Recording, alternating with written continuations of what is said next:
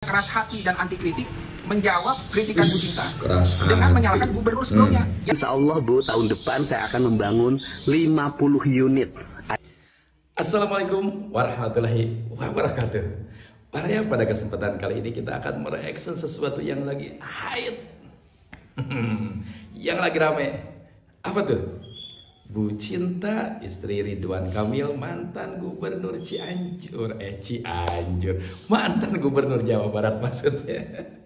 Mantan gubernur Jawa Barat ternyata mengkoreksi kebijakan Kang Deddy Mulyadi dengan rombel per kelas 50 siswa. Nah, apa tanggapan dari Kang Deddy Mulyadi dan dari netizen? Yuk kita saksikan, jangan lama-lama, gaspol. Guys. KDM kepanasan, ngamuk-ngamuk di akunnya. Usai dikritik panasan katanya istri dari Ridwan Kamil terkait rombel 50 siswa. Menurutnya tidak manusiawi dia membandingkan dengan sekolah rakyat yang dibangun oleh Prabowo yang hanya diisi 20-25 siswa.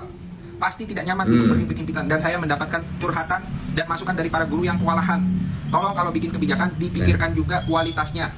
Buar seperti petir yang menyambar di siang hari. Gas terus begitu. Jabar sejak dipimpin KDM petir berantakan. Dan yap, berantakan. KDM yang keras hati dan anti kritik menjawab kritikan Bu Cinta dengan hati. menyalahkan gubernur sebelumnya yang tidak lain adalah suami dari Bu Cinta itu sendiri. Menurut KDM, di zaman RK pembangunan sekolah sangat minim, yaitu maksimal 15 sekolah per tahun. Cuma ingin pertanyaannya, sudah hampir 1 tahun menjabat, sudah berapa sekolah yang sudah dibangun oleh KDM? Tolong fans-fansnya jawab di kolom komentar. Jawabannya tidak ada. Fans-fansnya tuh silakan tuh komentar itu. Sibuk menyalahkan gubernur sebelumnya. Dan yang lebih kocak lagi, KDM dalam katanya berjanji akan membangun 50 sekolah tahun depan. Baru akan guys, cuma omon-omon. Pak KDM seluruh Jawa Barat omon-omon. itu anak sekolah masuk jam ini, berapa? 6.30. Guru kepala ya? Nah, kepala sekolah. anak Bapak Ibu susah nggak dibangunin? Jam berapa bangunnya? Luar biasa. Bagus. Tolong Bapak Ibu, bicara 6.30 yang diprogramkan oleh Pak KDM itu bukan bicara tentang bahwa anak itu jam berapa tiba di sekolah, jam berapa bangun. Betul. Bapak Ibu pastikan dibantu anak kita untuk tidurnya berkualitas. Tolong ya Bapak Ibu ya, bukan masalah bangunnya jam berapa. Kalau dia bangun jam 5 artinya minimal anak Bapak Ibu harus tidur selama 8 jam. Jam 9 itu sudah tidur. Jam 8, 1 jam sebelum jam 9, gadget, lampu matikan. Kenapa harus dimatikan? Karena pada saat tidur, itu jam biologisnya manusia, itu memproduksi yang namanya hormon melatonin. Hormon keseimbangan di mana emosi anak-anak itu diseimbangkan. Itu ada hormon khusus. Jadi saya belajar Bapak Ibu. Karena gimana juga kita harus ngikutin, betul? Ini masalah pelatihan anak-anak kita agar siap nanti di masa depan. Karena nanti di dunia nyata, realnya mereka di masyarakat, dunia itu nggak akan nunggu mereka untuk siap, betul tidak? Anak-anak kita harus disiapkan dari sekarang, dimulai dari tidurnya harus berkualitas. Biasakan Bapak Ibu, ini baru top nih. Jam 8 ambil HP-nya. Bisa Bapak Ibu? Ya, ambil HP-nya. Kenapa? Kalau di manage bisa. Dia nyala, itu nggak bagus. Hormon melatoninnya bisa terganjal, bisa tidak berproduksi. Nggak bisa yang namanya tidur kita diganti nanti dengan tidur siang, nggak bisa. Siang. Hormon melatonin, hormon pertumbuhan itu hanya akan hadir pada malam hari. Pada saat jam 21, jam berapa? Jam 9 malam. Itu mulai hormon melatonin terbentuk. Kita harus belajar bagaimana cara kerja otak kita. Jadi tolong anak Bapak Ibu pastikan tidurnya berkualitas.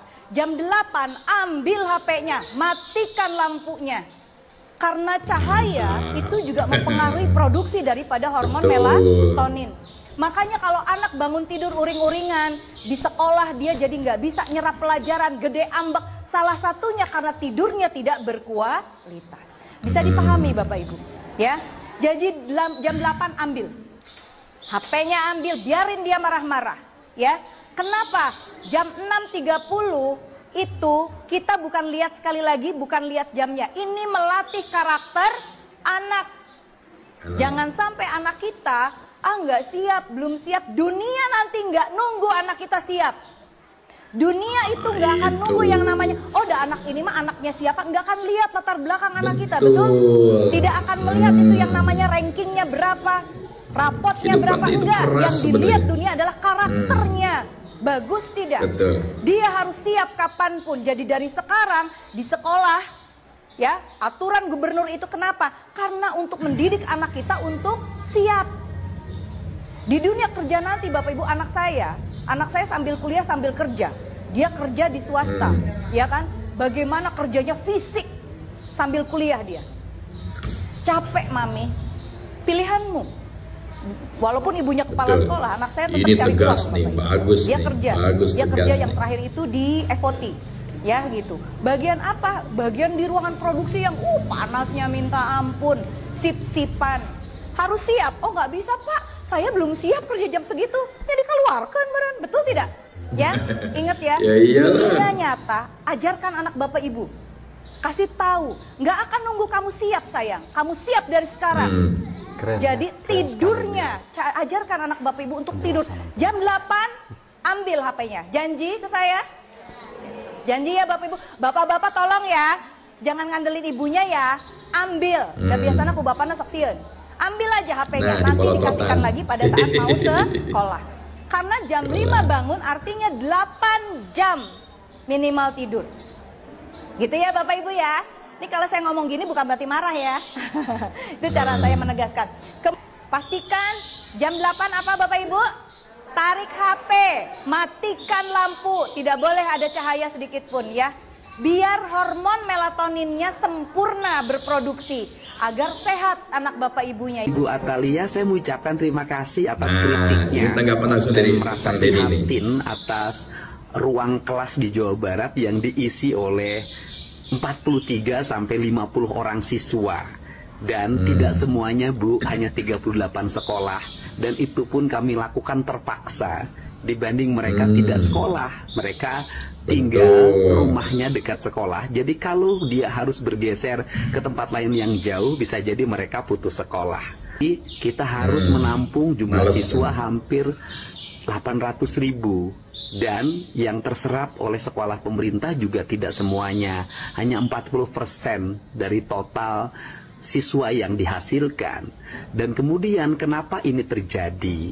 Ini terjadi karena di Provinsi Jawa Barat sejak tahun 2020 sampai saat ini membangun sekolah barunya sangat sedikit. Tahun 2020 jadi Provinsi Jawa Barat tidak membangun satupun unit sekolah baru SMA dan SMK. Tahun 2021 hanya membangun unit sekolah baru SMA sebanyak 2 unit. Tahun 2022 hanya membangun 1 unit. Tahun 2023 membangun 6 unit, yaitu 1 SMA, 3 SMK, dan 2 SLB. Tahun 2024 membangun 5 unit, 1 SLB, 3 SMA, dan 1 SMK. Nah, tahun 2025 membangun 15 unit, 11 SMK, 2 SLB, dan 2 SMK. Insya Allah Bu, tahun depan saya akan membangun 50 unit agar anak-anak di Jawa Barat bisa sekolah dengan baik. Pak Atalia nih mengkritik tentang kebijakan Dede Mulyadi di dunia pendidikan yang terkait 1 kelas 50 orang. Itu sangat memberatkan para guru katanya. Terus beliau juga saat kunjungan ke salah satu sekolah di daerah Cimahi tersebut mengatakan juga tentang masih mengutamakan kualitaskah atau hanya mengejar efisiensi angka saja, begitu. Terus kualitas diutamakan, tapi kebutuhan diabaikan, begitu maksudnya. Lebih baik mendapatkan kualitas siswa yang bagus daripada memenuhi kebutuhan anak-anak bangsa di Jawa Barat ini, begitu. Terkait masalah hanya mengejar efisiensi angka, kenapa bermasalah? Sah-sah aja, boleh-boleh aja. Karena kan memang di Jawa Barat ini angka anak-anak tidak sekolah, angka anak-anak putus sekolah itu termasuk tinggi, Bu. Dan di sini Pak Deddy Mulyadi mengeluarkan kebijakan 1 kelas, 1 sekolahan itu menampung 50 siswa maksimal ya, maksimal, ingat. Untuk apa? Untuk salah satunya bisa mengatasi tentang mereka-mereka di dunia pendidikan ini, anak-anak yang putus sekolah, begitu. Sekarang apa-apa harus di kualitas yang diutamakan, tapi mengabaikan mereka-mereka yang pada putus sekolah. Kenapa mereka putus sekolah? Kenapa mereka tidak bisa sekolah? Bisa jadi karena adanya keterbatasan ruang per satu kelas yang dibatasi kurang lebih hanya 35 siswa. Begitu. Keterbatasan dengan jarak ke sekolah. Jarak ke sekolahnya agak jauh sedikit, terhempas, tergeser sama mereka yang dekat, apalagi sama mereka yang bermain begini nih tuh. Bisa dimainkan. Ketahuan. Bisa dimainkan ya. Bagi mereka-mereka keluarga yang kurang mampu, anak yang kurang mampu, tapi mereka masih ingin melanjutkan sekolah, tapi banyaknya keterbatasan yang menyebabkan mereka putus sekolah. Bahkan siapa tahu justru mereka yang putus sekolah ini nih yang bisa sebenarnya menjadi orang-orang yang berkualitas, ya. Dan di sini juga mengatakannya tuh katanya satu kelas 50 orang tuh lebih memberatkan guru. Ibu punten pisan ya, punten pisan. Ibu pernah kasih satu kelas sekolahan itu di 47 sampai 50 siswa gitu. Kalau saya mah pernah Bu dulu ya, zaman saya tuh. Pernah satu kelas 47 siswa. Tapi alhamdulillah Bu, antang-antang aja belajar. Gurunya juga belajar, malahan guru zaman dulu mah lebih susah dibanding guru zaman sekarang. Kalau zaman dulu mah bayangin buku paket cuma satu doang, buku yang dibawa sama guru doang tuh. Buat memberikan materi ke anak-anak ditulis di papan tulis dari ujung ke ujung itu papan tulis ukuran 3 meter. Penuh sama tulisan. Bahkan nanti juga dia nungguin suka ada instruksi. Udah selesai belum anak-anak? Belum Ibu, bentar lagi. Nungguin mereka selesai nulis di papan tulis. Akhirnya udah selesai dihapus, nulis lagi bab berikutnya. Kalau guru sekarang masih gitu apa enggak ya? Justru malah lebih enak. Oh, lebih enak katanya. Lebih simple. Cukup dengan buku paket satu anak satu biji itu udah kebagian semua kan. Dia cuma tinggal menerangkan, buka halaman sekian, sama dia dijelaskan begini. Paling nulis di papan tulis seencret doang. Inti-intinya doang. Jadi kalau menurut gue kritik tentang satu kelas 50 siswa itu memberatkan gurunya, itu tuh kurang masuk akal lah ya. Kurang masuk akal. Nah sekarang terkait kualitas. Di era gubernur sebelum pada Deddy Mulyadi ini kan lebih mengutamakan kualitas SDM-nya yang menghasilkan lulusan-lulusan yang ahli bukan hanya di bidangnya aja katanya, tapi ahli dalam digitalisasi, dalam kewirausahaannya, dalam pandai berbahasa Inggris, begitu kan.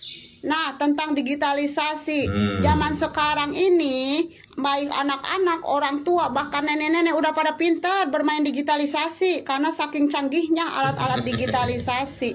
Ya, kalau anak-anak bisa lah diasah-asah dikit gitu ya di dunia sekolah. Oke. Terus kewirausahaan. Emak-emak lebih jago dalam wirausaha, Bu, beneran. Ya, walaupun misalkan kayak gue nih, gue sekolah tiba lulusan SMA, tapi dengan tekad dan kemauan yang kuat juga dengan faktor ekonomi gitu, gue jadi pandai dalam berwirausaha. Bahkan ilmu-ilmunya gue bisa dapatin juga karena banyak juga tersedia ya zaman sekarang ilmu-ilmu kewirausahaan yang diberikan begitu. Pinter juga mainin laptop juga gue bisa sekarang. Dulu gue nggak pernah belajar di sekolah tentang laptop ini itu. Paling juga di sekolah belajar tentang TIK itu hanya on off komputernya doang. Bagaimana cara menyalakan dan mematikan, udah begitu mulu tuh tiap pelajaran ya. Terkait bahasa Inggris, banyak TKW yang tibang lulusan SD bahkan tidak lulusan SMP juga pada pintar-pintar bahasa Inggris ya. Belajar tuh walau tidak di sekolahan yang formal juga begitu, pada belajar pada pintar.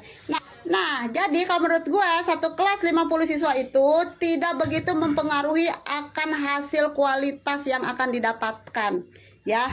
Karena menghasilkan manusia atau seseorang yang berkualitas itu tuh tidak hanya melalui teori-teori materi yang disampaikan di sekolah aja. Justru yang lebih paten gitu ya, menghasilkan manusia yang berkualitas itu dari apa? Dari hasil kehidupan nyata, dari hasil praktek lingkungan secara nyata. itu. Betul. Ya, kalau menurut gue, Bu, maaf nih, punten pisan ya, bukannya saya menggurui ibu atau sepintar dari ibu, enggak. Cuman ini mah saya berkata seperti ini selaku emak-emak yang dulu pernah menjenjang bangku sekolah 9 tahun, yang menjalankan kehidupan ekonomi yang begitu amat sulit, sampai bisa akhirnya saya mengetahui kualitas saya itu seperti apa dari kehidupan nyata itu. Ya, udah gitu. Guys, ibu mantan gubernur gua kritik KDM, guys. Kata ibu mantan gubernur gua, guys, rombel 50 siswa adalah memberatkan guru, guys. Aduh, guys, maaf ya Bu, maaf.